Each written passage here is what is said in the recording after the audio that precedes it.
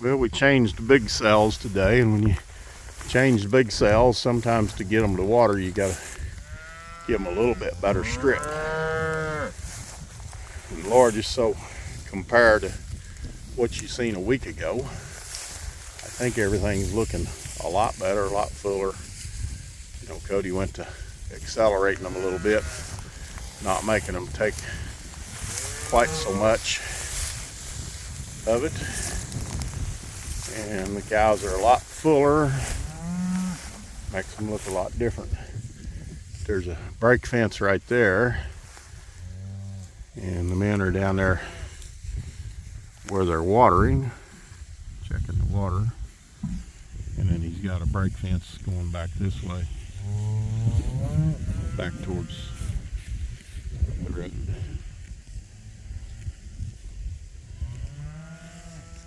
And so the first sow, so it's kind of hard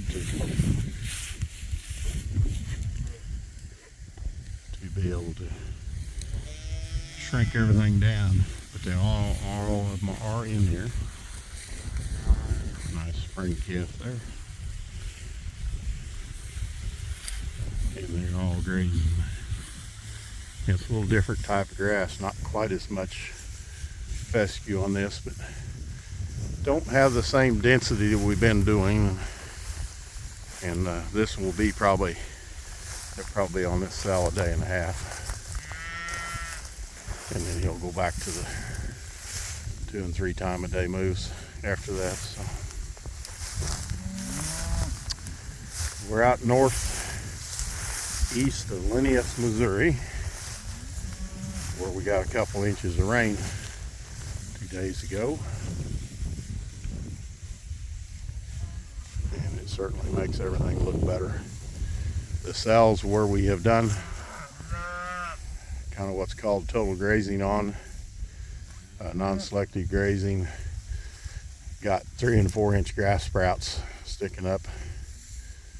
Since we got this rain, I'll probably go up there and shoot a little video and show the recovery. And again, this ground has not had any cattle on it for about 16 months, so working with a different type of challenge than we normally do. And the reason we sped our grazing back up is for some of them old cows like that, they're just a little framier. We're pulling them down too much. Nose sticking out, not looking like they should, and of course they never will look quite like they should grazing this fescue. But the majority of the cattle have a smaller frame size, like that one right there, and they adapt quite well to the type of grazing we do. Your animals have to be able to adapt what you have to feed them, and normally in a grass-based system you need smaller animals. This would be a heifer coming on here that could be bred, but you probably just breed this fall in December, but she'd be about 17 months old. And of course she's only probably an 8th Charolais, but she's still got that orange color. That would be a South Pole cow there. That is probably Rona and her calf. She would have come from Dennis McDonald, so he says not South Pole, North Pole. We got too much snow to be south of the pole, he said. But very moderate sized cow, and raising a nice big calf and doing it, keeping her, maintaining her body condition and flush. But you can just see get my shadow out of it. See the size of that belly.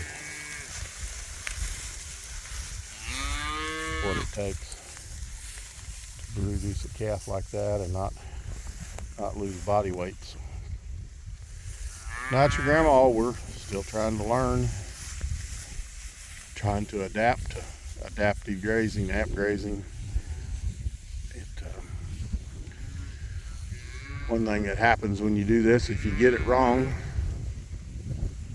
you got several times a day tomorrow to correct it. And if you get it wrong for about a month at a time, do it right for about a week, the cattle are pretty forgiving, and they just kind of seem like they put it right back on. So these cattle look a lot different than they did a week ago when we decided we was pushing them too hard.